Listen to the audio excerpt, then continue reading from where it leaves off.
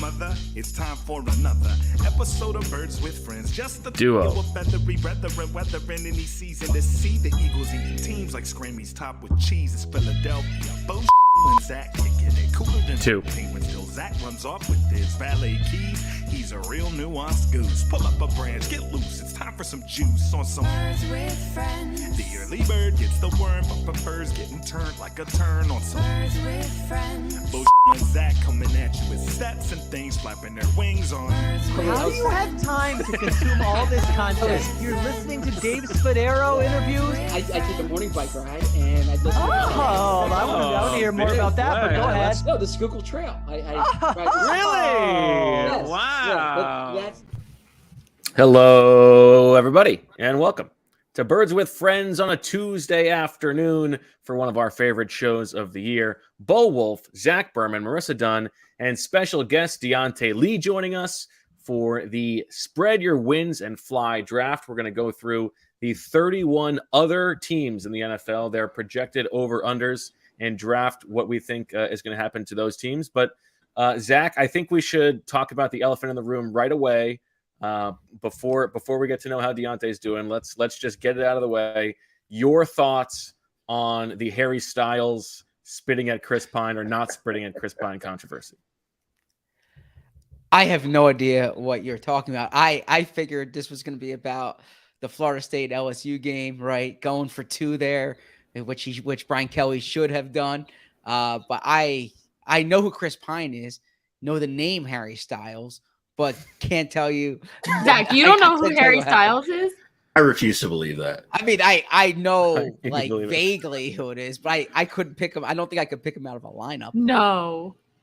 Is that bad?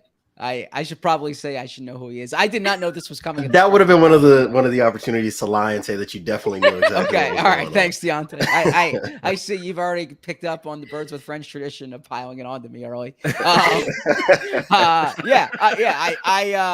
know. That's a drop. I know. Yeah, let's say I know who he is. I have seen images on Twitter today. There we go. The two of them, but I'm not familiar with the story. So, Deontay, what do you think? Yes spit or no spit? I say no on spit, but Chris Pine's just general like disposition through everything that I've seen in the media between like the press conferences and interviews and then the actual incident makes me think that maybe Chris Pine thought that he was spit at. So I'm not, in which case he handled it. He handled it remarkably well. Very coolly. Okay. Marissa, how are you? I'm great. This is exactly what everyone tuned in this afternoon to hear. So I'm really glad that we got that out of the way in the first 3 minutes of the pod. Yeah.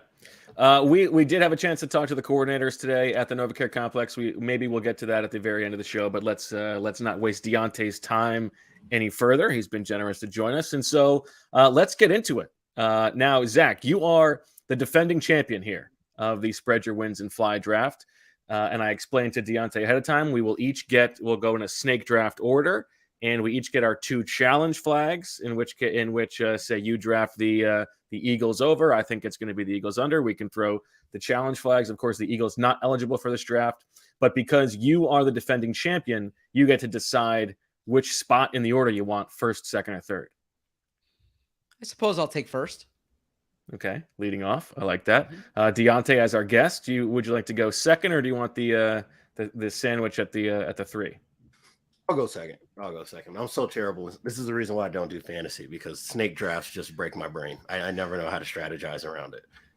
That's fair. And I guess we should also say stakes-wise, I don't know if we're doing what we did last year, but last year, whoever finished in third place had to leave the company. So all right, we'll fair just enough. keep that in mind. Fair enough. All right, Zach, kick us off. So when I saw this number, I thought it was a misprint. Okay. And is there a Mr. Print?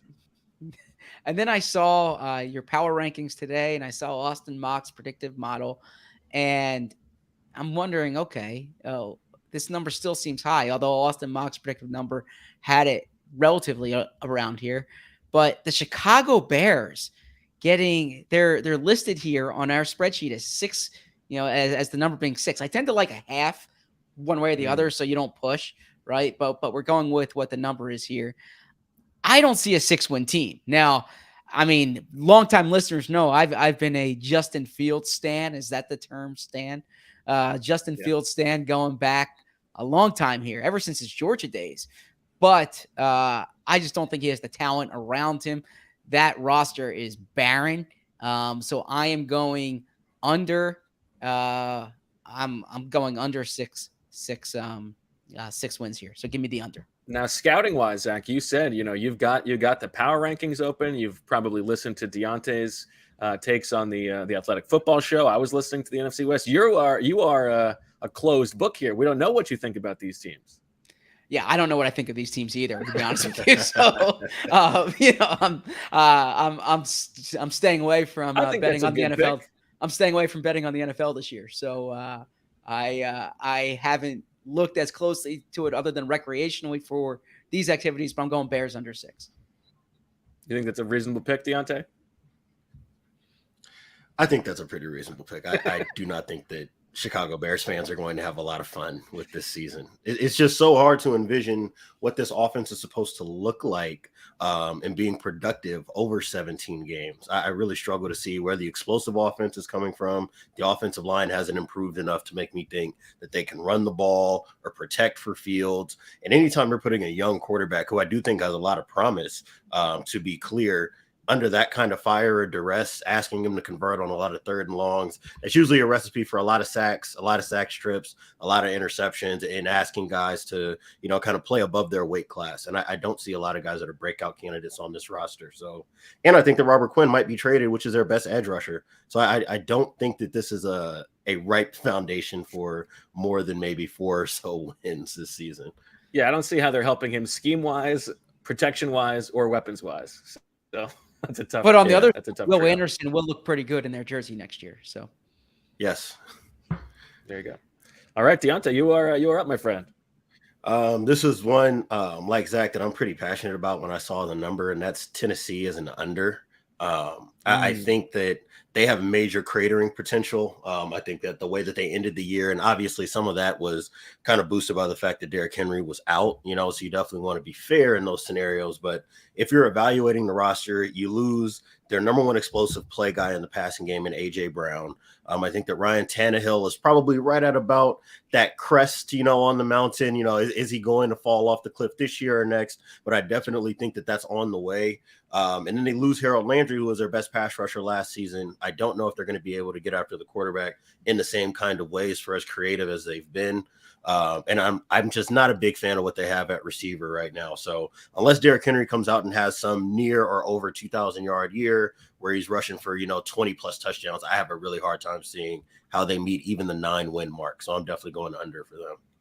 I think that's a good one. That was on my list. They are at 9. It's just tough. Like any optimism is like they play in a bad division, and Mike Vrabel has a good track record of like over performing relative to their baseline talent. It's like it's not really based on anything else. So I think that's a good one.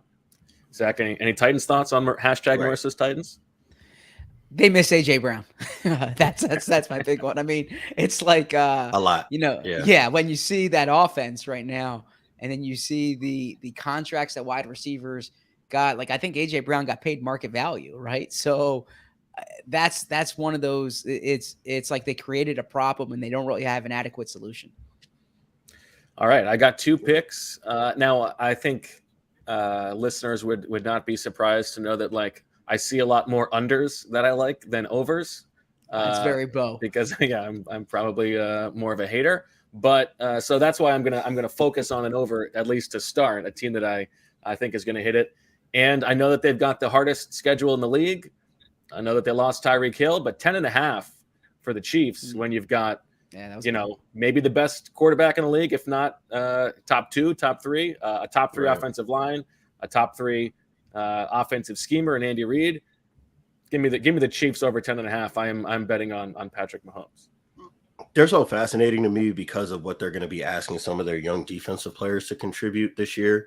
So I think if you're looking for a pathway for them to be under, it would be that guys like George Karlaftis and Trent McDuffie are maybe a little bit in over their head, and bringing in new guys like Justin Reed to learn this scheme. So that's kind of the one question I have about it. But when you look at the other side of the ball, I mean, I will always trust that Patrick Mahomes and Andy Reid are kind of a 10-win. That's kind of a 10-win combination, almost like sight unseen, So I would say that for as tough as that division is going to be, I still trust them to be right in that, 10, 11 win kind of mark. So, and I would not be shocked at all if they end up winning 12 or 13 games and dominating the division the way that they've been doing for the last half decade anyways.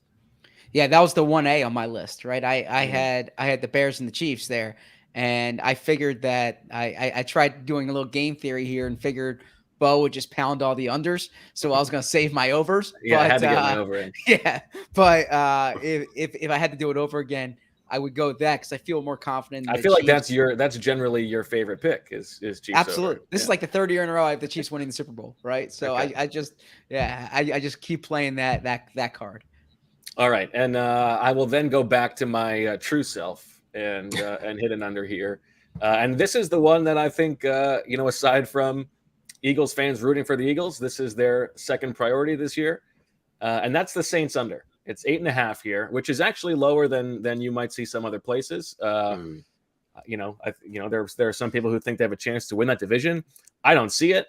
This is a team now. Jameis got hurt last year, but this was a team that didn't make the playoffs last year. The offensive line gets worse. Yeah. The defense, who knows? It's there's so much variance year to year on defense. There's sort of this hubris that they can just trade CJ Gardner-Johnson and be fine in the secondary, even though they've got a bunch of older players on defense.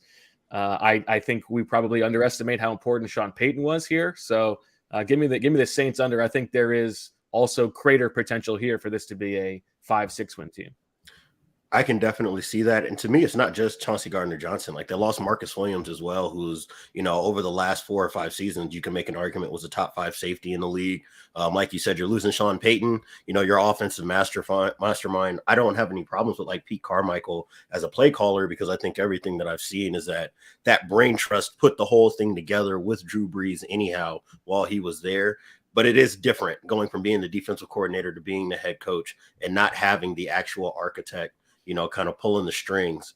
And then I look at just that defensive backfield. I think that to bank on them hitting the over would be to say that a guy like Tyrann Mathieu can have another all-pro level year to cover for Marcus Williams. I'm not sure if that's where he's at right now in his career. They're bringing in new wide receivers as well. And like you said, that offensive line is certainly getting worse. Losing Teron Armstead, Trevor Penning not necessarily looking like a 1-to-1 or a quick drop-in as a replacement. I have some real concerns about this offense and some of their top guys, in the defensive backfield. And if that's what we get, that does not sound like a division winning or a division, competing type of team. And like you, I think that they definitely have some crater potential for this to turn into a 5-win type of season.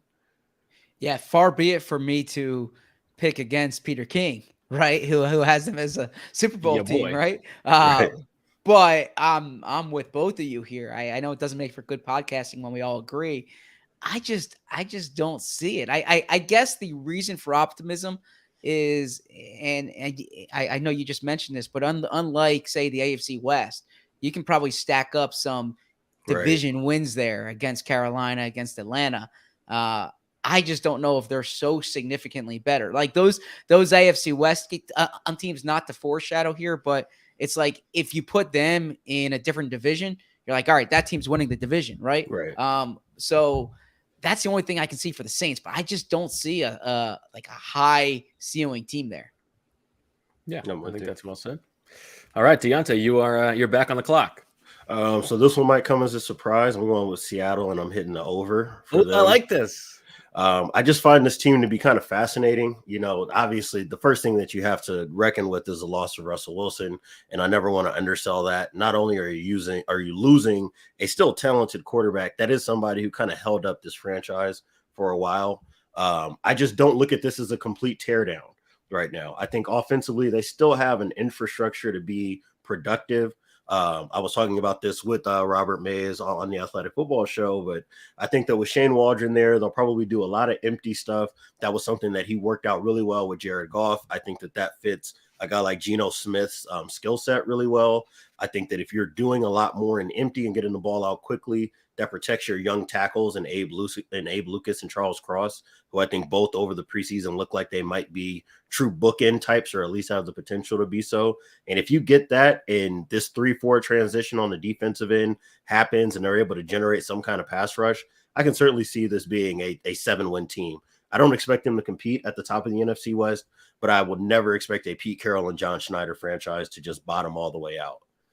And I think that's like this is why I had them a little bit higher than some other people in the power rankings. Is just this is a team that is motivated to win, right? Like them and the Panthers, for instance. Like, you know, the Falcons, you know, they're going to be turning the page pretty soon, we think, to like next year, and evaluating these young guys. Like Pete Carroll is not ever looking at next year, and they're also going to they're designed to invite close games. I feel like I like that pick.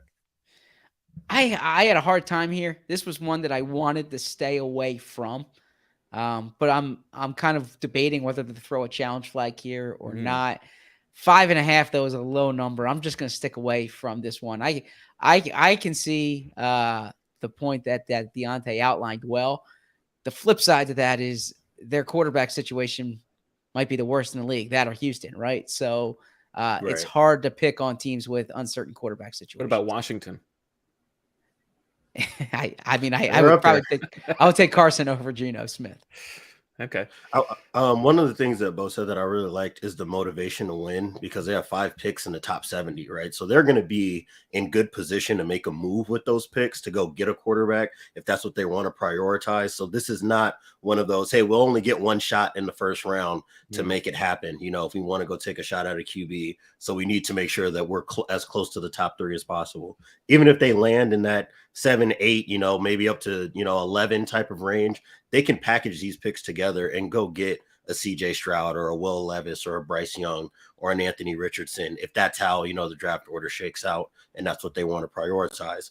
And on the flip side, they can always trade those picks for the next disgruntled veteran quarterback, so they have, I think, a lot of motivation to try to show that this roster will be viable for a good quarterback to step into and be able to go compete immediately. Do you have an early preference among those quarterbacks, Diante? Coming into the season, CJ Stroud is probably the guy that I have as one. Bo's guy.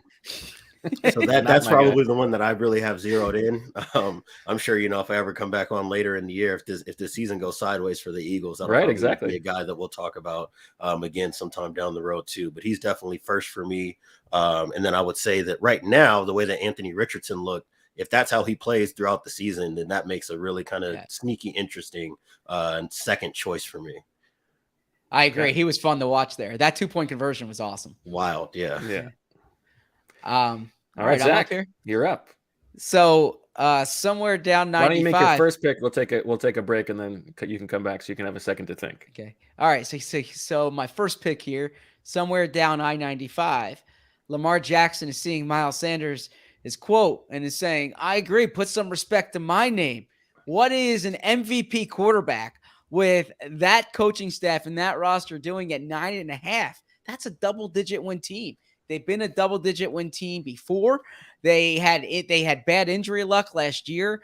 Add that to the fact that they lost some close games there that they were in. Baltimore can play with absolutely anybody. I really like that roster. I'm not so worried about the wide receiver situation. Give me Baltimore over 9.5. I don't hate it. This actually was one that I had circled that I wanted to hit too. But it's married to an under that I think that I might have an opportunity to get to in the next round in that division. Like you, I think that, if you're just looking at the fact that you have an MVP level quarterback who will be healthy again, I trust what John Harbaugh has built in Baltimore. And then you look at just what they have in terms of defensive personnel before you even get to what they might be as this kind of new age 3-4 under Mike McDonald. I just love what they have in the secondary. I think that all those guys are kind of perfectly positioned to do what they do best. And with a guy like Jalen Armour-Davis as a rookie, with Marcus Peters and Marlon Humphrey healthy, that's an opportunity to play a lot of man coverage, something that I think we'll talk about with the Eagles again throughout the year. And when you have a defense where you can just rush forward and play tight coverage the way that I think they can, that opens up a lot of opportunities for you to take things away from offenses. And if that's what the case is, that plus MVP level quarterback usually gets you into the double-digit win column. I wish I was disagreeing with you guys. I'm getting anxious to throw my challenge flags, but I'm with you on the Ravens. All right, let's take a little break, and we'll be back with round 3 of the Spread Your Wins and Fly draft. Zach on the clock. We have partnered with BetterHelp Online Therapy. How well would you take care of your car if you had to keep the same one your entire life? That's how our brains work, so why don't we treat them that way? There are plenty of ways to support a healthy brain, like learning a new language or taking power naps. There's also BetterHelp Online Therapy. I know football season is so stressful for my work life and personal life, and it's so important to talk to someone to relieve stress. BetterHelp is online therapy that offers video, phone, and even live chat-only therapy sessions, so you don't have to see anyone on camera if you don't want to. It's much more affordable than in-person therapy, and you can be matched with a therapist in under 48 hours. Our Birds with Friends listeners get 10% off their first month at betterhelp.com/BWF. That's BETTERHELP.com/BWF. Our next sponsor is Masterclass. With Masterclass, you can learn from the world's best minds anytime, anywhere, and at your own pace. You can learn how to cook from Gordon Ramsay, improve your jump shot from Steph Curry, or even learn how to sing from Christina Aguilera. With over 100 classes from a range of world-class instructors, that thing you've always wanted to do is closer than you think. I recently checked out that Steph Curry class with my little nephew who loves basketball, and we were blown away. The coolest part is you could start and stop at any time and return back and watch all the videos. It's so cool, and he is loving it. I highly recommend you check it out. Get unlimited access to every masterclass, and as a Birds with Friends listener, you get 15% off an annual membership. Go to masterclass.com/firstdown. That's masterclass.com/firstdown for 15% off masterclass. All right, back on Birds with Friends. Zach, you are on the clock. So far, you have the Ravens over and the Bears under. So this pick here, it's I have a lot of classy friends up there, but I need to say okay.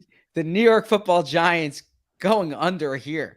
Like that. So their number on our spreadsheet is 7. Okay. And I understand there are winnable games in this division, but I mean, this is a team that hasn't shown, they did have a good draft. You can say they have an upgrade in coaching staff, but I don't see like an 8-win roster there. And that surprises me that they are this high.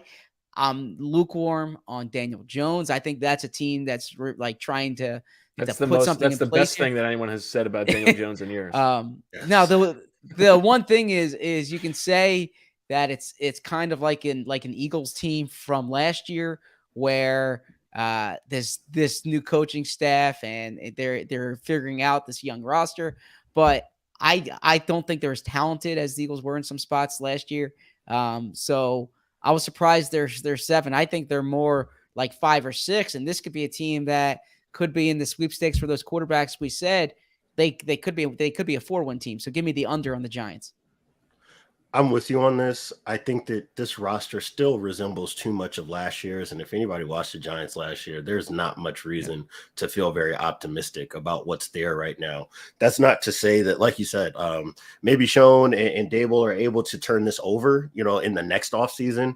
They kind of walked in pretty encumbered in terms of salaries coming into this season or this offseason. So there wasn't much they could do in terms of big free agent, kind of turnover. And I think that now, just looking at what they have, the offensive line still isn't fixed. You're still dealing with Daniel Jones, who I think at best is probably around a league average starter at quarterback, and I'm probably on the higher end with him than a lot of other guys. And then defensively, they can still stop the run, but that was never the problem for them. It's can you cover long enough for the guys that they have up front to matter, and Dexter Lawrence and Leonard Williams and Azeez Ojulari, and now adding Kayvon Thibodeau, that does make for a decent 4-man rush. I just don't know if there's enough around him for it to matter. And one thing that we definitely saw with Baltimore's old defensive coordinator in Wink Martindale is when he doesn't have that ability to play tight man-to-man coverage and sending all the blitzes in the world, it still gets torn up because you need guys who can play man in order to execute that stuff. So they're in think a very odd situation. I think that this probably needs to be more of a tear down year than a compete and try to win as many games as possible type of season. So I think that 7 is definitely a little too generous for where this franchise is at right now. Again, I hate to agree, but I'm with you guys. Plus, obviously, I'm betting against Mike Kafka, as listeners will know. So, all right, Diante, you're up. So this one is kind of married to the Baltimore pick that I wanted as an over, and that's Cincinnati as an under. And a lot of this really has less to do with like there being some major problem on this roster and more to do with this is just where that kind of team was at last year before they got hot again at the end of the year on their Super Bowl run. I don't want to be a prisoner of that moment. And if you look at what they were offensively, it was a lot of explosive plays out on the perimeter and then not a whole lot else. There's still a lot of pressure, I think, that you're going to be facing if you're a Joe Burrow behind this offensive line for the amount of additions that they made. They're all guys that can start in this league and can contribute in this league, but aren't necessarily like anchors, right? They still haven't really addressed that. And I don't think that their money allows them to do so. That's not going to come at the cost of some of their other high-level role players, in other positions. And then, for them offensively, a lot of it was, guys could sit at home and see that, hey, if 2 tight ends are on the field and they're under center, they're running the football. Well, if we can see that from at home, then defensive coordinators certainly can as well. I don't know if they're going to be varied enough offensively in order to make up for that. And defensively, for as much as I like Lou Anarumo and all of the adjustments he was able to make throughout the season, I don't know if they have enough high-level players for it to matter. I don't know if Trey Hendrickson is going to be a good enough pass rusher to keep them at the top of the AFC North. And they definitely don't have, I think, top-flight corners for as much as I like Daxton Hill. I don't know if that's where he's at either. So with all that in mind, and I think an AFC North that is going to be healthier and more competitive throughout the season, I can certainly see them taking about a half step back and being more in that 8-9 to 9-8 region. That number is 10 for those of you listening along. And yeah, I'm with you. Like there's a bunch of like regression signs flashing for them. And the offensive line, like you're just hoping to get from putrid to like average at best. Average, right. But even still, like that seems like a bit of a reach. I think the only thing that would like turn things around is obviously Joe Burrow being a superhero and them actually giving him the keys and not being quite so run heavy like they were for like the first 3 quarters of last year. Right. Yeah, it's a hard team for me to figure out because for all the points Diante said, I agree with that. At the same time, they have a quarterback who I think like he's only going to get better. I know progression is not linear, but I expect him to just continue improving. His offensive line's better. Like there's a lot of things to like about that roster, but I'm not ready to throw my challenge flag yet on that. So it's tough. There are these 6 teams at exactly 10 wins, and those are a tough group. Like as you said, Zach, you want that half to play with. Yeah. These teams are tough to feel super strongly about. All right, I will go with again in search of an over, and I'm going to stick in the AFC North. The Steelers at 7.5. Now, I know it's a little bit wild to be betting on Mitch Trubisky or Kenny Pickett starting in Week 4, but I feel like the drop off from the the corpse of Ben Roethlisberger from the past 2 years is not that significant. If it could even possibly be an upgrade. Everybody knows about the Mike Tomlin never had a losing season, so 7.5 is sort of flashing there. I think the defense could be really, really good, and the offensive line. I know that they really tried to get it better this offseason, and it looks like it's still sort of a disaster. So that worries me a little bit. But George Pickens is a fun guy, and I kind of think that like Pickett might have a little bit of late season rookie magic to get them to 8-9 wins. I can definitely see that. I mean, that offensive skill position group is formidable. And Deontay Johnson, who's probably one of the 15 best receivers in the league. You have Chase Claypool as a jump ball threat. And now you're adding George Pickens as well into that mix. So there's definitely going to be options for whoever's playing quarterback to throw to. The thing I'm fascinated by, and to the point of the corpse of Ben Roethlisberger, is he was not only throwing the ball quickly, but he was throwing the ball quickly and underneath. If you can start pushing that ball more vertically, if you get those one-on-ones and still get the ball out fast, which I think would be in a Mitch Trubisky and a Kenny Pickett's interest, then maybe you're able to generate more offense, because that offense last year just had such a hard time generating early down success that wasn't like bubble screens and hitch routes that they were able to turn into 6 or 7 yard gains. And a lot of that is a credit to their receiving core. My biggest concern, or what might keep them from hitting that over, is that offensive line, because I don't think that you can run behind it. For as much as I love Najee Harris, some of the work that he had to do just to get 2 or 3 yard gains last year, it was kind of Marion Barber-esque, if Eagles fans remember that era of Cowboys football, and I don't think that you can manage the season offensively if you're not able to run the ball, given what they have at quarterback. I do think that this defense will be improved, so that's going to keep them around that 7-8 yard kind of, or 7-8 win kind of mark. But I do agree with you that if I had to pick right now, I think that there's just enough to inch them over, unless something goes horribly, horribly wrong at quarterback for them this year. I'm throwing my challenge flag here. All right. And look, far be it from me. Oh, great graphic, Marissa. And I say that respectfully. Look, far be it for me to bet against Mike Tomlin, right? I mean, the track record is outstanding there. And if there's anyone who can inch a team to above 500 or 5, you can't really have, I guess, unless you tie, you can't be 500 anymore. But I just don't see it. And I'm not sold on their quarterback situation. If they were going with Kenny Pickett, tell him Bo says hi, or tell him Michael says hi, actually, right? No, I mean, this is one where I'm trusting Vegas. And if you look at the over-under in the, at the sports books, the juice is with the underside. And I think that's for a reason here. So I am leaning under on this. It's a good number, but the half point is what edges me. I see them closer to 7-10 than I do 8-9. All right, I like that. So just to clarify the rules at home, you guys both get this pick, correct? Right. Well, so I have the over, Zach has the under. Okay. Yeah. Mhm. Yes. So- Just for our rule book fans out there, that they both have this pick, just different. So And we have 2 challenge flags or 1? You get 2. You get Two. 2. Oh, Yeah. okay.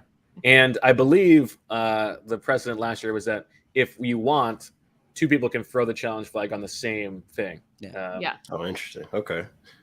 All right, my next pick, I'm gonna go. We're talking down the Giants. They're like, someone's gonna have to win these NFC East games, but 8 to me, given the blow up potential of the Commanders with Carson Wentz at quarterback, Jack Del Rio, scanning 4chan. It's and not getting enough time to prep is just too much for me. So I'm taking the under on the Commanders. That offensive line I don't think is very good. Like Chase Young is injured. I don't know. I'm betting on Carson Wentz having a blow up season and having 5-6 wins. I have nothing to disagree with there, but that comment just triggered a joke in my mind of Jack Del Rio having an incentive-laden contract similar to Kyler Murray's, where he's watching One American News Network instead of game planning for the week that he loses his contract, he loses his bonuses. But yeah, I think that watching them last year, they weren't able to generate the same kind of pressure that Chase Young and the rest of that defensive line did in his rookie campaign. And that definitely exposed some of the holes that they had in the secondary. I don't think that that's fixed. And then if you add in the fact that Carson Wentz is quarterback, and I don't know if that's actually a real upgrade for them this season, I think that 8 wins is that would be best case scenario to me when I look at the Commanders this year. I see them much more as a 5-win type of team, and them probably having some really, really embarrassing losses, similar to how they kind of played last year against the best teams in the NFL. Yeah, I had them under here, so I'm not throwing my flag. And obviously, no comment from you on the Del Rio front. All right, Diante. On the what front? Del Rio, yeah. I know you don't want to touch that with a 10-foot pole. That's okay. Yeah, no, I'm staying away from that one as well. not in advocate. I mean, don't take silence as advocacy here. I'm just simply following rules that did not get engaged in any political conversation. So, Sure, we understand. I'm a company man. Has been There you go. been well documented. There we go. All right, Diante, you're up. I'm going to round out the AFC North. This is probably much more of a stay away team. So I really probably shouldn't lean one way or the other, but I'm going to go under for Cleveland. Setting aside, we'll get to the quarterback situation, but setting that aside, just looking at, I think, their defense, this has been like a red flag for me all off season. And that's what they have on the defensive interior and really just their run defense in general. It was something that they didn't play the best last year. I think they're going to be asking more of guys like Jeremiah Owusu-Koramoah, who I think is very talented in terms of playing in space, certainly not 100% ready to play in the box. And I think that that's going to be more of a necessity for them this season. I look at what they have on the defensive interior in terms of like Tommy Togiai and Taven Bryan, and I don't even know who's going to start for them at defensive tackle. And I don't know that I like any of their options at defensive tackle this year. And if you're not able to stop the run, then the 6-7 playable DBs that you have on the back end don't matter as much. If it's 3rd and 3, it doesn't matter how nice your dime package is, because offenses can stay on schedule. And now, kind of looking at that quarterback situation, I've seen what 11 games with Jacoby Brissett looks like. It wasn't good the last time that we had that much extended time for Jacoby Brissett. I don't know if it's going to be any better here. And if teams are just loading up the box to take away Kareem Hunt and take away Nick Chubb, that really puts a lot of strain on him as a quarterback, which is not to his strength.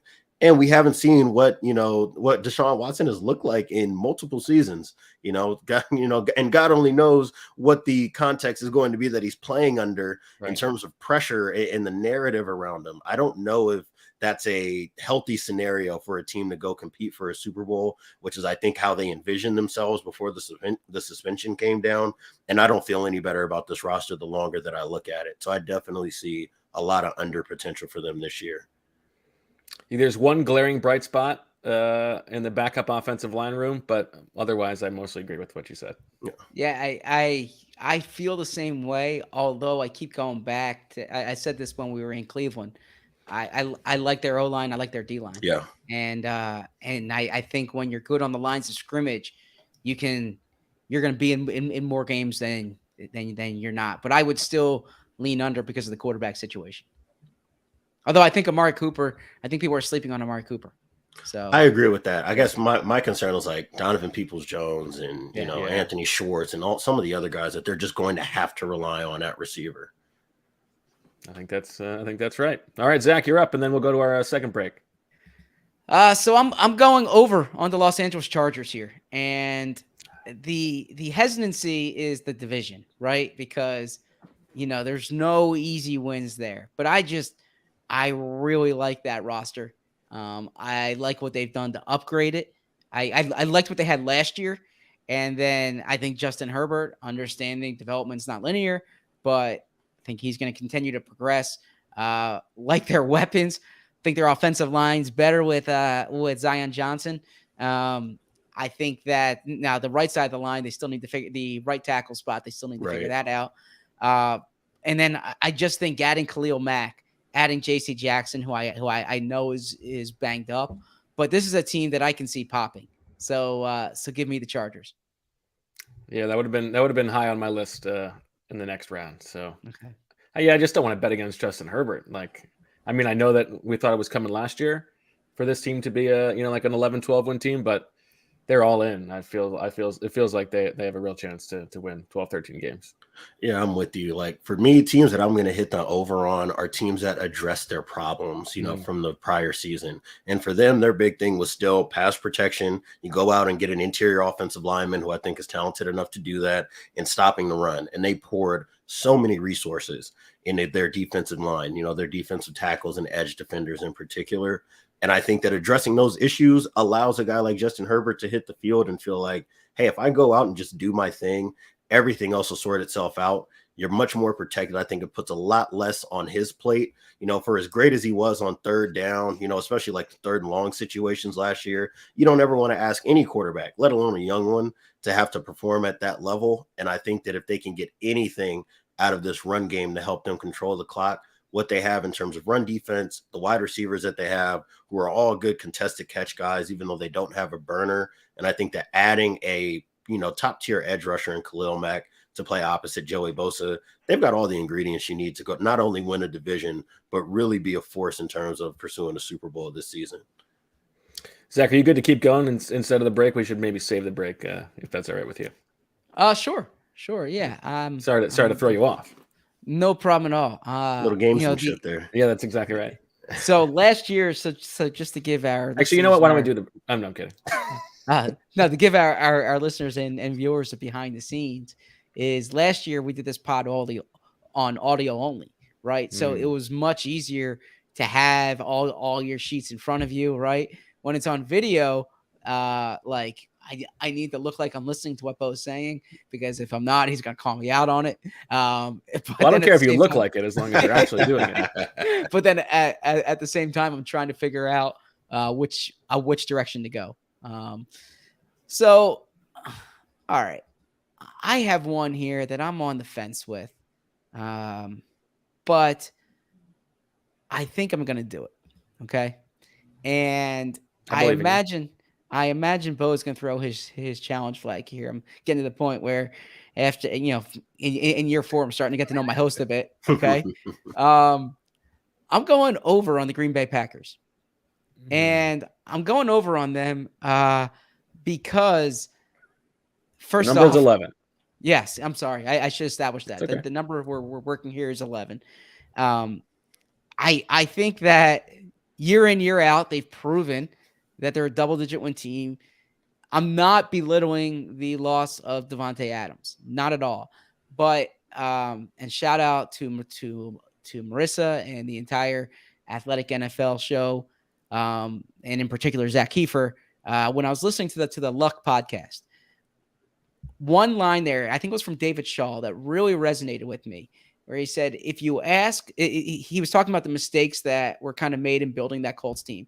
He said, if you ask these really high-level quarterbacks, they would tell you, build the line of scrimmage, right? And they can get by without top receivers, because they can raise the level of play of the receivers more than they can raise the level of play of the protection. Right. And I remember listening to that point, and that really stuck out to me. And then I wish I had these numbers in front of me, but I've seen the numbers for Aaron Rodgers without Davante Adams in his career. And look, I am by no means saying this is a great wide receiving core, but I think the offensive line is there now that we see the injured players are coming back. I think this is a really good defense. They are so tough at home, and they're in a soft division where they can pack up wins. So history suggests that they're going to be in that double-digit win area. If I'm pushing at 11 and winning at 12, I'll take that. So give me the Packers, and I like them as a potential Super Bowl team. I know that's not only if the Niners don't make the playoffs. yeah, that's a good point. I know that's a bold comment. It's not a bold comment to make when they're that high up there, but I just think that all the pessimism about them is about losing Davante Adams when they still have the quarterback and the line play. No arguments for me on that one. I'm not going to throw it. Interesting. Okay. Yeah, I mean, because you were sour on them this offseason. Yeah, because I do think that, like, push come to shove, having no Davante Adams is going to mean a lot.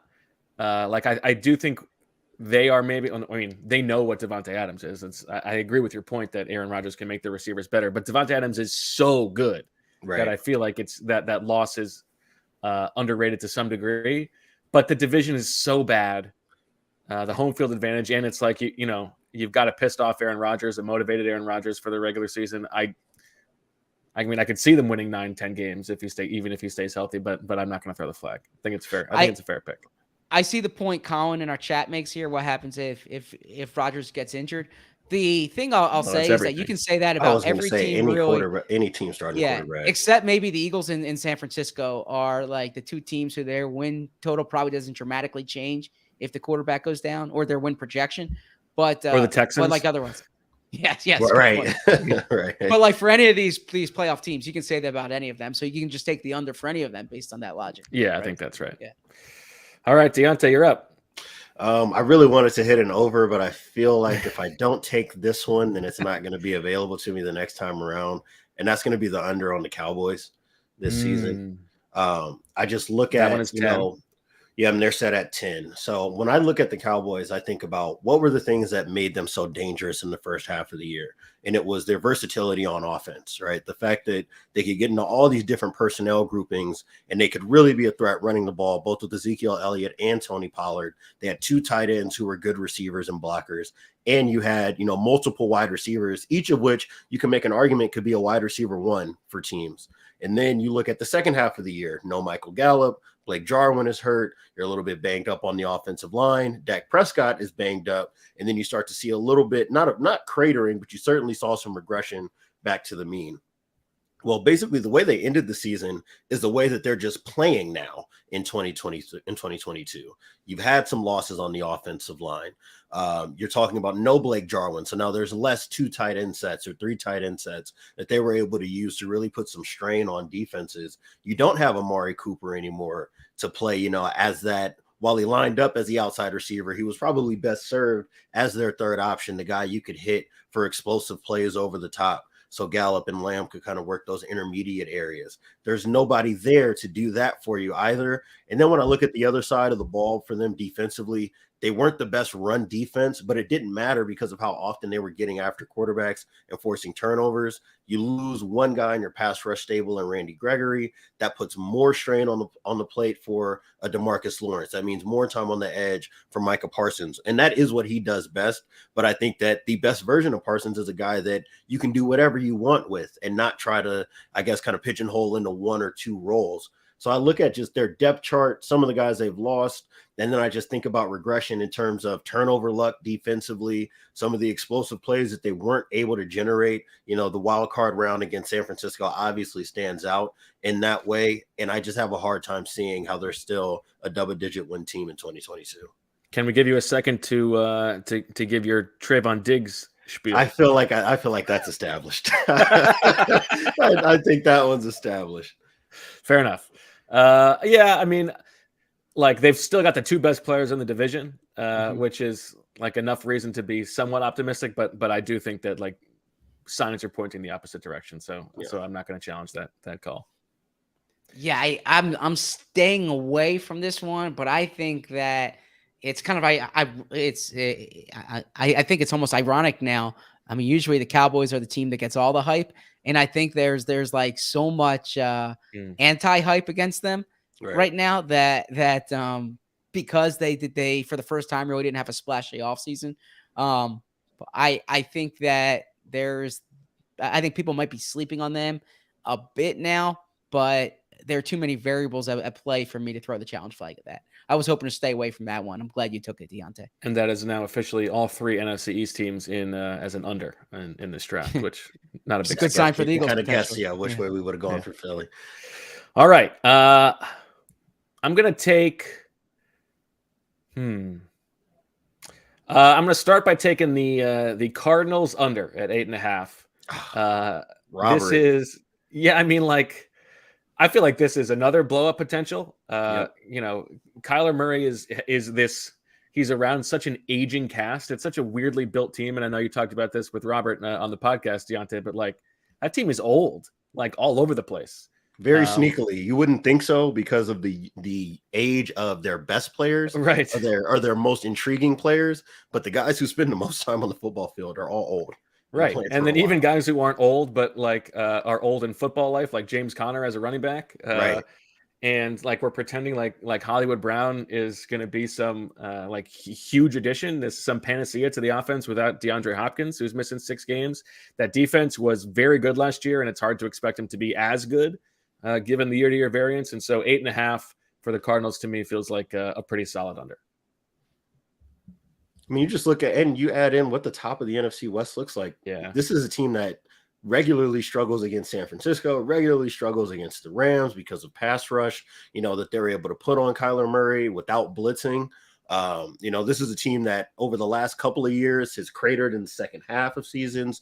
Last year was obviously kind of helped by the fact that DeAndre Hopkins was hurt, but now you lose, I think, some of the ability to start off hot the way that they have over the last couple of seasons because you don't have all your weapons. Guys are a year older, and I'm just not in a position where I feel confident banking on Zaven Collins breaking out or banking on Isaiah Simmons, who is a guy I still believe in. I don't bank on him breaking out. I can't bank on J.J. Watt still being an anchor in terms of a run defender. Right. You know, they lost Chandler Jones, who was their best pass rusher. Like, if you just look at all the ingredients, none of those things point to a team that can still compete to make the wild card round.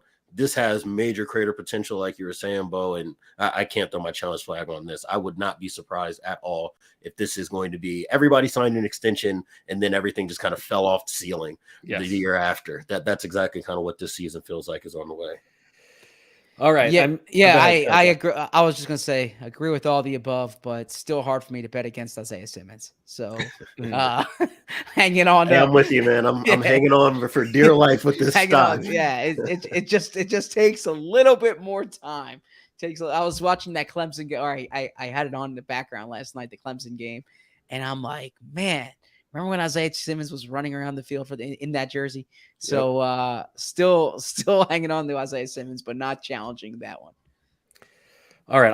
I am desperate to find an over here, and there's not really one that I feel great about. And so in lieu of that, I'm going to hit the Lions under at 6.5. And thinking that maybe there's a slight bump of the Hard Knocks. Now I know that their lines are good, but I feel like we're all pretending that Jared Goff is not Jared Goff. And like, this guy's going to win 7-8 games. I don't know about that. Who knows if Jameson Williams is going to come back and be a factor at any point. That secondary is not very good. It feels like we're still talking about, this is the Detroit Lions. And you watch Hard Knocks and there's a lot of unserious people in charge there. It feels like to me. And so I'm taking the Lions under. Speaking from a very serious podcast. Exactly. It's funny, man, with the Lions. Like, to me, if you told me that they're around a 6.5 win team, I can believe it in terms of how competitive I think that they're going to be. But somebody has to point to me where these wins are actually coming from. I just don't know what teams are actually beating. You look at the division, and it's like, outside of Chicago, I think that they are still roundly worse than the Vikings and the Packers. And I just don't love what they have at quarterback. I don't love what they have on offense in general. Aside from the fact that I really like this offensive line, I just don't think they have enough skill position talent for Jared Goff to not be a problem for them. So I think they'll be in every game. Basically, this is going to be that regular team that you don't want to see if you're sliding and you're a good team, because they're really going to pound on you. You know, that's a team that can get in the way of a team making a wild card or winning a division by, beating them when they should, by losing to the Lions when you shouldn't, I should say. So I definitely see them being very competitive, but I can't count on 7 wins at all. There's no way I can see them being a 7-10 type of team. Yeah, it just doesn't feel like Aiden Hutchinson's arms are long enough to reach that over. He'll be here all week, guys. Yeah, we'll get to our Lions heavy talk later in the week. Yeah. But the thing I'll say is that I agree with all your points. For this bet, though, and in the NFL and in general, this is not a team that you want to see winning a few games they're not supposed to early, because I think November and December, they can really start to catch steam. Diante made the point about their skill spots, and I agree with that right now. Bo mentioned Jameson Williams. If Jameson Williams gets healthy or is back, and all of a sudden in December, you're looking at an offense with Jameson Williams and Amon-Ra St. Brown and DJ Shark and TJ Hawkinson and Swift out of the backfield. And you have that offensive line protecting them. They can start to make some noise then. So I don't see them as like a 7 or 8 win team, but if they steal 2 games in September and October, then all of a sudden this is in play. All right, Diante, you're up. All right, so finally back on the overs, and this is actually kind of a sneaky Super Bowl contending team for me, and that's the Indianapolis Colts. I'm going to give them the over. I feel like this has 12-win potential, and I think that the difference between Carson Wentz and Matt Ryan is significant enough to make them real contenders. And they went down to the end of the season last year, probably were a playoff team if Carson Wentz does not perform the way that he did, to end the season. And you look at that running game with Jonathan Taylor, their offensive line is not perfect, but I think it's just good enough. Matt Pryor starting left tackle. Yeah, I don't love it, but I think they might have just enough. And what they lack, I was listening to the AFC South podcast with Derek Klassen, Johnson and Robert Mays. And I do agree with Derek when he talks about Matt Ryan being the perfect kind of quarterback to be able to mitigate, I think, some of the holes that they have up front. And they've got the skill position talent, maybe not a number one wide receiver, but I think enough at receiver to be able to get the most out of Ryan. And that defense, I think, especially up front, should be able to get after the quarterback enough for them to dominate the AFC South. I think that this timing is perfect with Tennessee falling off a cliff. In my opinion, they're going to be able to pick up a lot of cheap wins in division against Jacksonville, against Houston, against Tennessee. And I think that they're going to be good enough to be able to beat a couple of the better teams in the AFC and to come out as, maybe a top 2 seed going into the playoffs. This was the over that I was thinking about on my last pick. It's a good pick. They've got the easiest schedule in the league in terms of Vegas win projection totals. The only thing that was holding me off is Gus Bradley has been such a bad defensive coordinator the last couple of years. Right. But I mean, I do think the gulf between Carson Wentz and Matt Ryan is probably enough to make this happen. Philly can use an area native in the Super Bowl again. So starting, I should say, area native quarterback. So right. A former Zach Berman nemesis, of course. I like that sneaky Super Bowl pick. All right, Zach, you're up, and then this time we will take the second break after your first pick. So this is a team that has been getting some buzz, and I can understand the buzz. I'm going Minnesota Vikings over 9.5. And yes, I don't another believer. I don't love them. That was a higher number than I was expecting. Exactly. I feel the same way. But we've already talked about Chicago and Detroit. So there's some division games there that they can win. I think, and look, I don't know Kevin O'Connell. But I think that by the end of the Mike Zimmer era, I'll give a shout out to Tyler Dunn. He did a really good piece on the culture change in Minnesota. And so like that one. And I just think they have talent, and I think they can get to 10 wins. So I will go Minnesota here, but I mean, there's a reason I'm making this pick at 429 and not like 338 because, right. I'm not totally sold on it. I would say the one issue that I still am having a hard time reconciling with Minnesota is the fact that everything behind their starters is not good at all. Like 1 through 22 on this roster, it's just as good as anybody else in the league. But the natural attrition, I think, that's going to come with the rest of the season is what's really kind of giving me pause on how good their ceiling or how high their ceiling actually is. Like this can definitely be a team that wins 10 games because maybe they go on a real hot streak early when everybody's healthy. But if guys start missing time, especially at key positions, I think that they're going to have a really difficult time playing on both sides of the ball. But I will go with you. I do believe that Minnesota is a good team to pick on the over. Kevin O'Connell is a San Diego native. I'm 100% in the tank for my guy. So hopefully it represents the hometown well. And I think that because of the division and I think what's at the bottom of this division, they definitely have some potential to maybe fall backwards into 10 wins this year, if nothing else. Yeah, I think that's all right. I'm like itching to throw my flags and I can't. Keep it in there. All right, well, 5 flags still out there, and then we'll get to Marissa's team at the end. But for now, we take a little break before we come back with the start of round 7 with Zach on the clock. We all have busy lives these days and can't afford to waste a day stuck on the couch because of a few drinks the night before.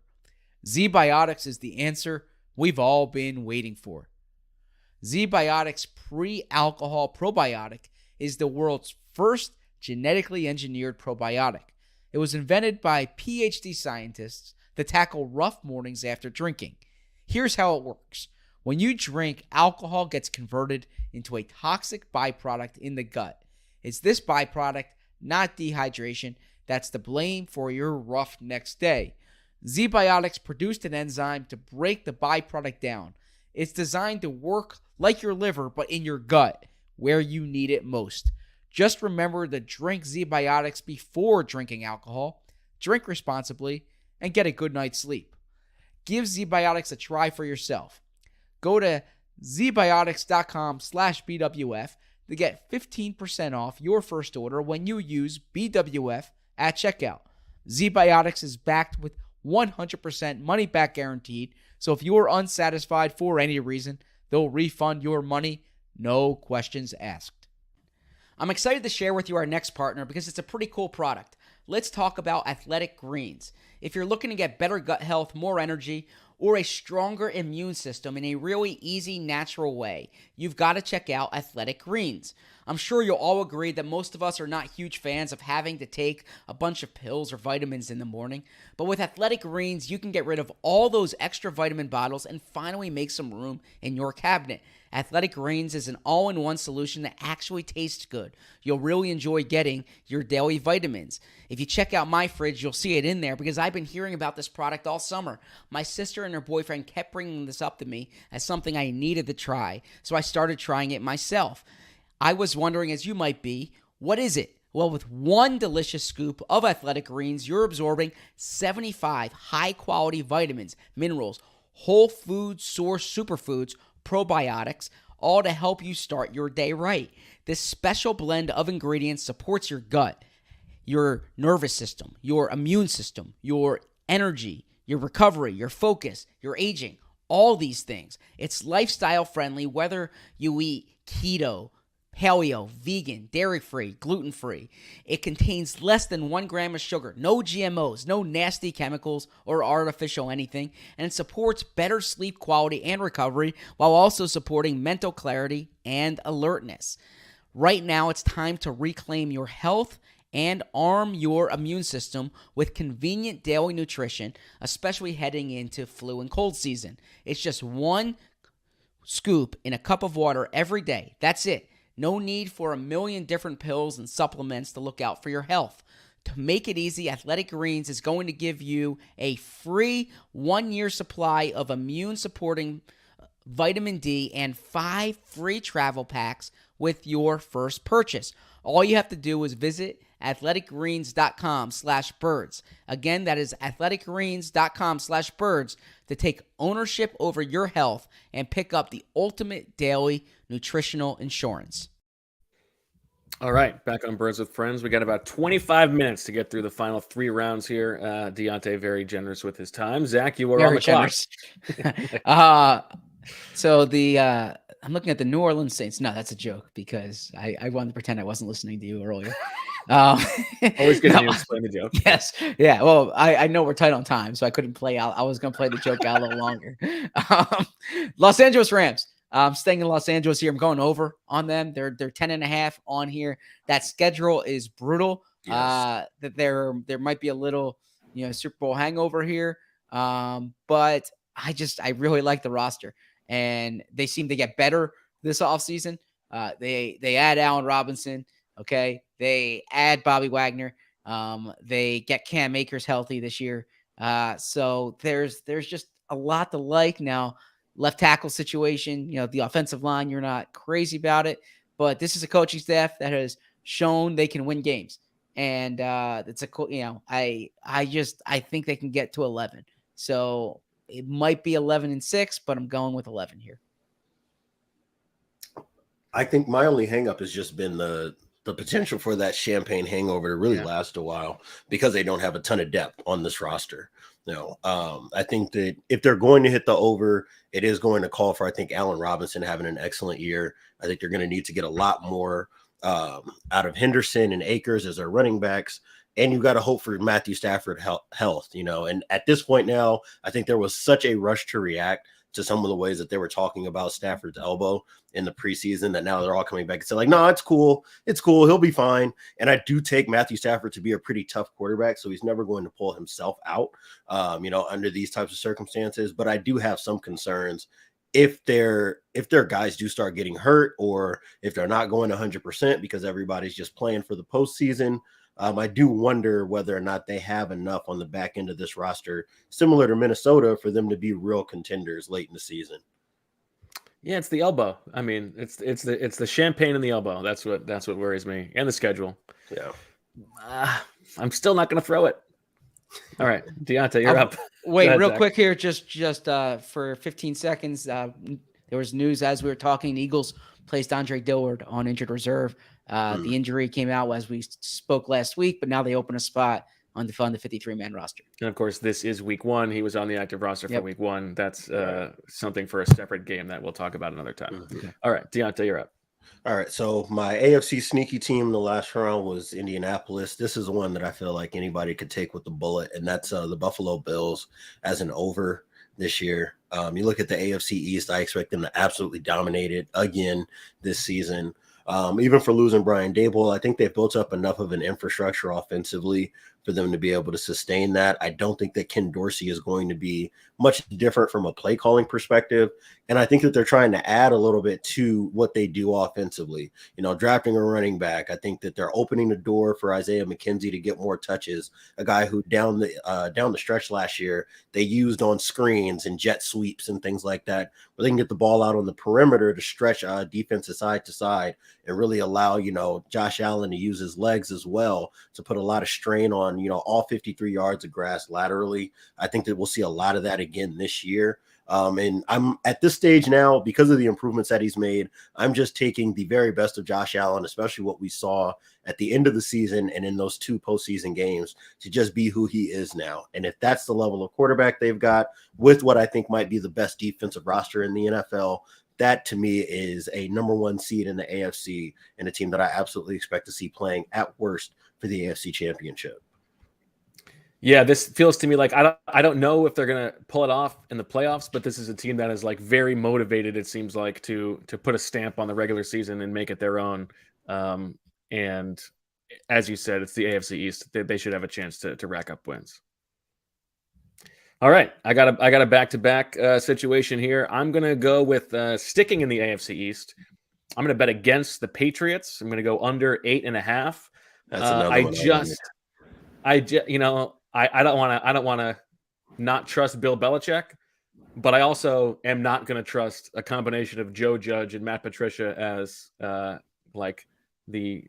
it's probably going to end up that Bill Belichick is just the offensive coordinator in actuality, but I'm betting against the pencil and the concussion uncle. So Mac Jones, I don't know.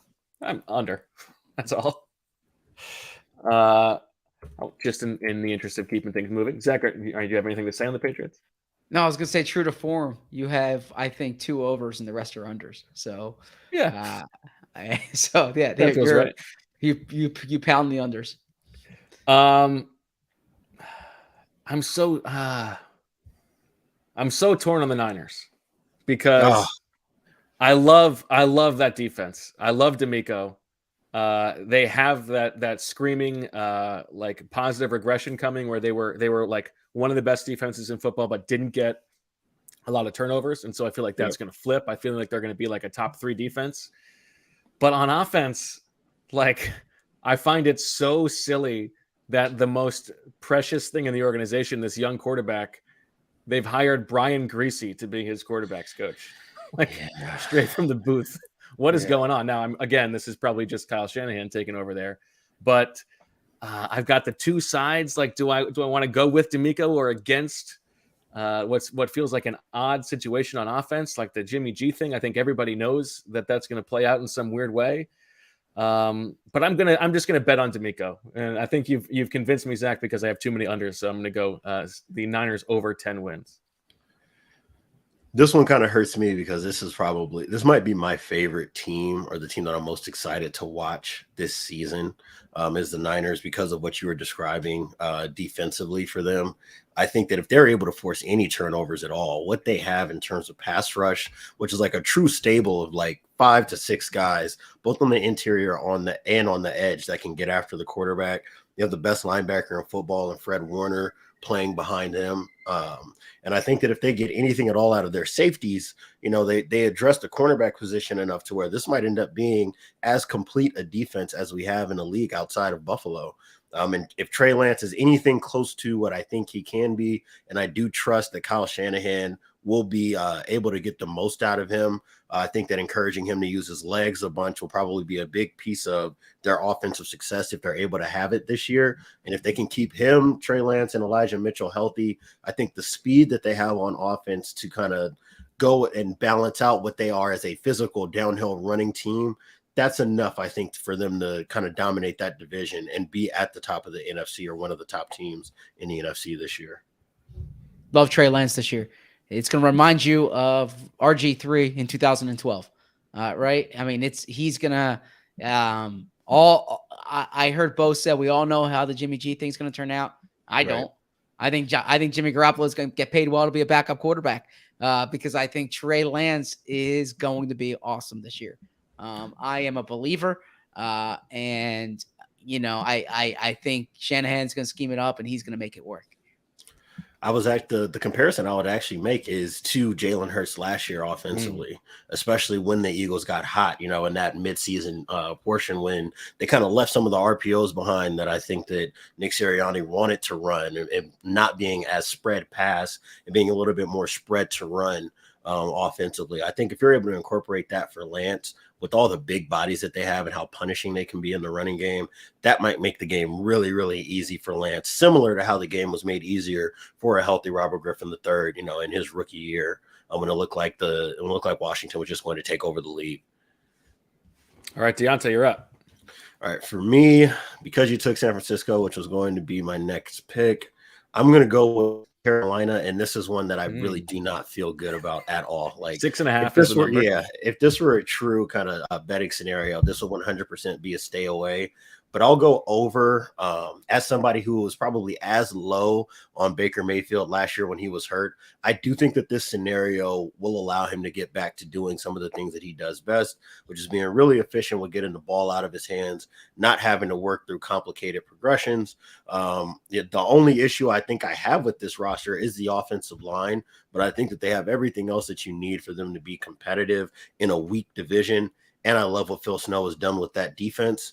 For as much as it pains me to say, I do think I'm willing to put my trust behind Matt Rule. For as much as I think this has lame duck potential, I think for them this year, I do think that there's just enough roster wise for them to be able to be a 7-win team. Like I think this will be just over that 6.5 mark for them this season. Zach, you're gonna throw it or no? This was a stay away from me. Okay. No, because I mean, I can see them getting hot and getting like the 8 or 9 games, but I'm staying away from this. And again, this is the same. This is a team that is motivated to win that 7th, 8th game because of the coaching staff. So, yeah, I want to throw it, but I'm not going to. Zach, you're up. So I am going with Houston under here, and 4.5 is not a big number at all, right? So you're looking at a team being really bad. Well, I'm looking at a team being really bad, right? I don't quite get what's going on with this roster. I don't love that division, but still, I think that they can maybe eke up to 3 or 4 wins, but this is not like a 6 or 7 win team. I'm gonna throw my flag. I'm gonna give the Texans 5 or 6 wins. I kind of like Davis Mills. This is a team that they're not really doing the right thing, right? It seems they've signed all these like veteran special teamers. It seems like their goal is to win 6 or 7 games, and so I think maybe they will win 6 or 7 games and be stuck in that dead zone that it's not really going to be helpful for them long term. This is a stay away for me because I truly believe that there's merit to both arguments here. Davis Mills, I would not say was a good quarterback last year, but I think that for a 3rd round pick that they probably had no idea would actually have to be their guy last year or something that they wouldn't have preferred. I thought that he acquitted himself pretty well. I think they have decent offensive skill position talent. I still don't love the offensive line though.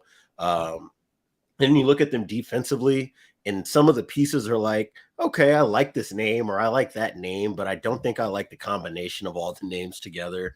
I don't know if I believe in Lovie Smith as a play caller, but I think that bringing in all these veterans who are basically all on prove-it deals, to what Bo is saying, I think there's a lot of motivation for them to try to go out and win as many games as humanly possible because it doesn't really matter for them. The crater that they're in now, they're still going to be facing this upcoming offseason. So I don't think that win or lose, it really helps position themselves much better unless the goal is to say that they need to have the number 1 overall pick because they want to leave it with the top quarterback in this draft. All right, Zach. So I guess I'll go on the opposite end of the spectrum here, and I'll go over on Tampa Bay. I'm worried about their offensive line. Like legit, I shouldn't say legitimately worried. It doesn't. 5 teams in the league with the highest over-unders, all bet over. Yeah. By the 3 of us. Yeah. But I just think on paper they're really good. I know there's a coaching change here, but I don't think that affects them. I like Todd Bowles, and there's only two things that concern me here. Oh, and I like the division for them to rack up wins. The two things that concern me is that offensive line, in particularly interior, and then if Tom Brady isn't there for some reason, right? But if Tom Brady's your quarterback, you're going to be a double-digit win team, and so give me. I'm kissing the ring. Give me Tom Brady. The NFC South is so bad. It's so bad. It's just so bad that I can 100% see them getting over here. I think that for me, it's less about the win total and more about whether or not they're a real contender. And that roadblock to me is going to be that interior offensive line.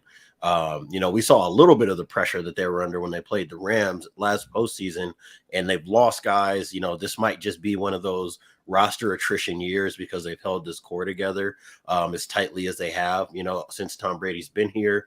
So I can certainly see this. If there's going to be a step backward season, this looks like it might be shaping up to be that. But because that division is so bad, I can still see them being a 12-win team that we might look at the end of the year and say that for all of the talented guys they have, that they might not be real contenders because of what they are on the offense up front. Just looking at the teams that are left, the bets that are left, I don't love any of them. And the challenge flags are use them or lose them. So I'm gonna use it here on the Bucks under, just because there are so many possibilities for them to win, 10, 11 games and still hit the under. Like Brady misses any time. That offensive line is so bad. Even though the division's easy, I'm gonna take the under. Real quick, you said they're using also not the greatest either. You said use them or lose them. I thought we have to use them, right? Well, yeah, you have to use them. Yeah. Oh, okay. Okay. So, I got worried. I was like, wait, I didn't have to throw the flags. Yeah. Okay. All right, Diante, you're up. All right, I'm going to take it back to rebuilding teams, and I'm looking at Jacksonville to hit the under here. And that does not mean that I'm not happy about what this offseason was in terms of bringing in a regime of real adults that actually understand how the National Football League works and how to prepare to actually win games and put guys in position to succeed. Obviously, as an Eagles fan, I have nothing but the best things to say about Doug Peterson. I trust what Mike Caldwell is going to try to build with them up front. I think that some of the young pass rushers that we see for them already have a lot of potential, obviously headlined by Trayvon Walker, who might just be explosive enough for, I think, some of the lack of refinement in his technique that I've detailed before for it not to matter early in his career. But looking at them, and there's still just so many roster holes. There's a lot like Houston. You look at some of the names that they have, and in certain roles, you can kind of envision, if you squint, success for these guys. But a lot of them are kind of being thrusted up to being number one at their position, or being paid like the expectation is that they're going to be at or near the top of their position. Christian Kirk. You look at bringing in a guy like Darius Williams, who was somebody that, for as much as the Rams liked, they had to kind of build that defense around moving him around so he would not be a liability because of his size, right? I think that they've got a lot of youth at linebacker that they're going to be leaning on. Even Foye Oluokun, who I like as a linebacker, as a decent starting linebacker, I think he's kind of overpaid. And then they went out and drafted a bunch of guys that play the exact same position as him. So I don't exactly know how everything's going to sort out for that defense. Like I said, they've got the skeleton, the bones of a team that can eventually pull themselves out of the hole that they dug under Urban Meyer. I just don't think that they're there yet. So I would certainly expect them to still be a 5-win team this season. I'm throwing a challenge flag here. All right. And I'm doing it. Look, I'm not saying they're going to be this great team, but if you're looking for a second-year quarterback to take a jump, I think Trevor Lawrence has the tools to do it. I agree. There's a coaching upgrade here, and there's a bad division. I can see them beating Houston twice, right? And there's 2 wins there, so I can squint and see them getting to 7-10. Yeah, I think that's fair. You can't overstate the gulf between Urban and an adult in the room, but I just think the roster is so bad. I don't really believe in what Trent Belk is doing, but I think you're right. Like, if you're going to bet on somebody, bet on Trevor Lawrence to rise the tide and lift the tide of all boats. So I think that's fair. All right, I got my last 2 picks here. I'm going to go with. I'm going to start by going with the Dolphins at 9, and I'm going to eke to 10 wins. I think they're going to go just over.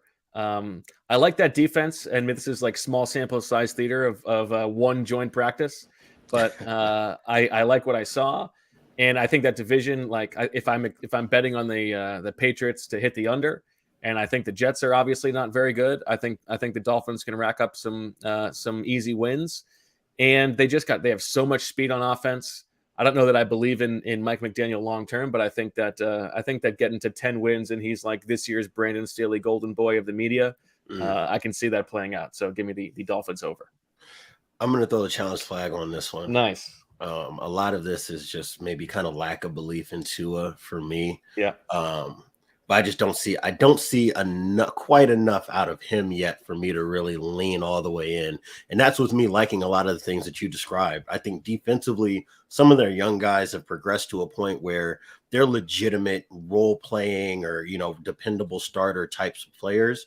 Their pass rush, I think, has improved year over year. They probably get just enough out of Ogba and Christian Wilkins up front to be a real defensive line. They've added some things, in terms of Melvin Ingram as well, who is a guy who I think is in a perfect scenario to not be asked to be a number one pass rush type, but somebody who just kind of adds into the rotation. So again, I can squint and look at this team and say, hey, with the pieces that you've got in a weak AFC East, outside of having to deal with Buffalo, twice a year, I think they can beat everybody else. I just don't know if there's enough to sustain them throughout the course of the year. I'm not a big Mike McDaniel believer yet. And I need to see that this speed matters enough to cover for, I think, some of the struggles that Tua has with dealing with pressure. The loss of mobility that he's had since he sustained that injury his last year at Alabama, I think kind of goes underrated. That was a big piece of him being able to stay on target, on schedule as a quarterback, was that he could really navigate the pocket well. And he still struggles with that at times. So I want to see if they go more the two-back, true Shanahan type of offense where they're really trying to protect him and give him a bunch of play action and just use the speed that way. And if they're able to do so, then maybe that changes my opinion. But the more spread out I think that this team will have to play, the more obvious passing scenarios that they land themselves in, I think the more trouble that might spell for Tua. And that's kind of why I have them as an under candidate this year. I think that's all fair. All right, the four teams left. We've got the Broncos at 10, the Raiders at 8.5, the Jets at 5.5, and the Falcons at 5. With my final pick in the 2022 Spread Your Wins and Fly draft, I'm going to go. I'm going to go Broncos under, just because I think that the Chargers and Chiefs, I think, are going to be so good. I find it hard to see them get into 11 wins. I don't love the team around it. Like I know that Russell Wilson's never had a losing season. He's never missed time until last year. But that defense, like we're expecting it to be better than it was with Vic Fangio last year. You got a bunch of first-time coordinators. I mean, I love Patrick Surtain, but I'm gonna bet against the Broncos. I'm sorry to Mr. Unlimited and the whole family. No arguments from me on that one. I'm just not a believer. I don't think that there's enough yet to say that they can beat the Chargers or the Chiefs at the top of this division. I could argue that one, but that division, I don't know what to make of it. I mean, you could tell me any team there gets 12 wins. You can tell me any team gets 8, and I would believe you. All right, Diante, your last pick. My final pick will be in the AFC West as well. I'm going with Las Vegas, and I'm hitting the under for them. They have not addressed the defensive backfield, which was a major reason why Gus Bradley's defense was bad last year. There's not enough there in coverage, I think, to make up for what they did add in terms of pass rush. Bringing in Chandler Jones to play aside Max Crosby. I think that has the potential to be really good. But like I said, not enough at linebacker, not enough in the defensive backfield, I think, to make that matter. And I really do not like this offensive line at all. It's been so long, I think, that since we've seen a Josh McDaniels offense have to operate with the bad offensive line, and for what they have in skill position talent with Darren Waller, Devontae Adams, obviously, and Hunter Renfrow, I don't think that they're going to be able to protect long enough for Carr to get the most out of his offensive weapons. And you add in what they're dealing with the rest of this division. This is a team I can see being competitive and not being a bad team, but still losing maybe every division game this year just because of what they're dealing with and what they have to see across the field from them on a week-by-week basis. All right, Zach. You've got the Jets at 5.5 and the Falcons at 5. And Diante, you're basically committed to throwing your flag here against whatever Zach takes. Yeah. So look, true to form here. I'm looking at the sheet. I've picked 6. Yes. I picked 6 overs organically. 7. And then one with the challenge flag, right? So you've got 7 overs, and Diante and I both have 7 unders. So. Yes, yeah. So I probably there's probably a psychologist out there who can diagnose something there. But I'm going with over again. I'm going with over on the New York Jets. I don't love this team, but it's a low number. It's a bad division. And although part of the reason it's a bad division is because of them. So, but I really like their draft. I like their skill spots. And I think Carl Lawson back really helps their pass rush. And then I also saw Connor Hughes say that they were like the 72 Dolphins against the Falcons in joint practices. So I don't know what that means. What does that mean? No, he didn't say the 72 Dolphins. He just said that. He said they dominated the Falcons in those practices. So anyways, I'm going with like a 6-11 year from the Jets. So give me over. And they're like patting each other on the back, celebrating that they got 6 wins. Right, exactly. All right. So if I have to make an under argument against, you got to throw the bad boy. Yeah. Yeah. If I had to make it, a lot of this is going to start with Zach Wilson. I don't expect him to be available for a little bit, still nursing that meniscus injury. Joe Flacco is not a winning quarterback, even as a backup at this stage in his career. So I don't have many high hopes while he's holding down the fort there. Mike White, while he was halfway intriguing in the time that he played quarterback as well, I think if he's out there, they're probably losing games as well. And then I look at them defensively, and while I see some pieces to be interested in, obviously you have Sauce Gardner, I think is the big pick for them in the draft this past year. You have Jermaine Johnson, who I think will be an interesting guy if they're able to develop him, somebody who can both play the run and get after the quarterback. But you look at Carl Lawson, who had to miss all of last year basically with an injury. I don't know what he's going to be quite yet. And I still don't exactly love their linebacking core. Again, just like Houston, Jacksonville, some of these other teams that are in rebuilding positions, you can start to see the skeleton, for them at running back. Some of their wide receivers, I think, are interesting. But I don't think that they've gotten enough done in terms of up front with what they have, at offensive line to really make up for the fact that Zach Wilson is just a bad young quarterback right now. And I don't think that they have enough to really carry out Robert Saleh's vision for what they want to be defensively. Check back in maybe 2 seasons and I might feel differently about them, but I still think that this is like a year 0, year 1 type of situation for them building this roster out.